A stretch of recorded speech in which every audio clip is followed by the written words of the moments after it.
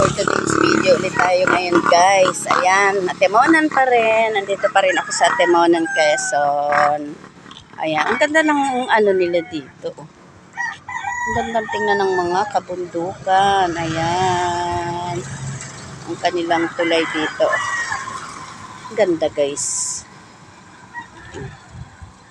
Tapos ayan yung dagat. Oh. Ayan, may barko sa laot. Ayan guys. O, diba? Ayan, nagpababa ako dito dun sa aking anak. At sabi ko nga, ibibideo ko tong lugar. Ang ganda guys. Diba? Diba? Ayan. Gusto ko pa sanang pumunta dun sa dulo. Ayan yan ang dulo ng ibabaw niyang batuhan na yan. Yung daanan na yan. Kaso ay ano, baka tapos na yung venue doon sa graduation ng aking anak. Kaya kami papunta na doon.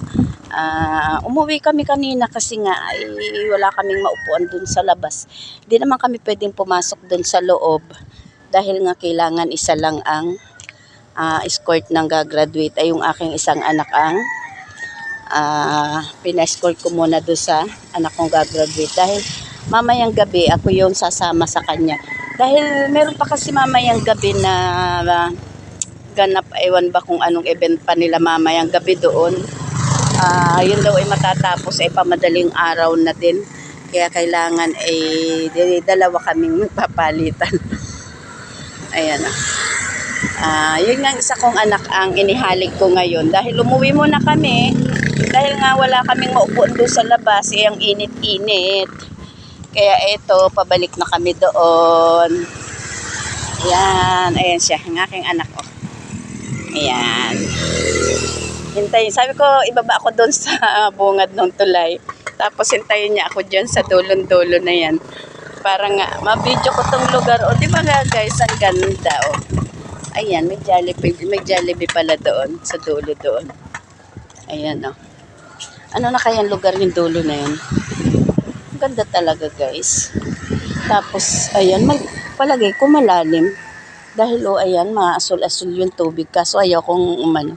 Medyo nahihilo kasi ako sa ganyang, yung tatanaw ako dyan sa ganyang ilalim. Ayan, pagkaganda guys. Ayan. Ayan, nag-iingay. Ayan lang naman yung graduation nila. Dyan sa lugar niya, mataas na yan. Andyan lang sila. Ayan yung pinaka-venue ng graduation ng aking anak. Ayan.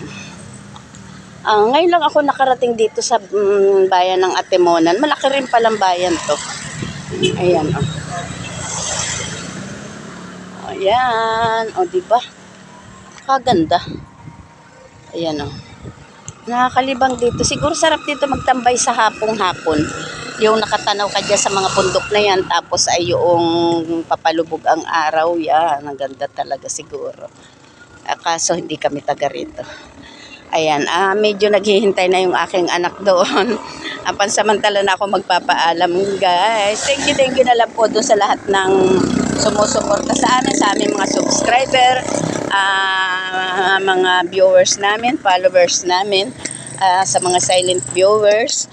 Ayan, salamat sa panonood ng aming mga video. Magandang tanghali na lang sa inyong lahat.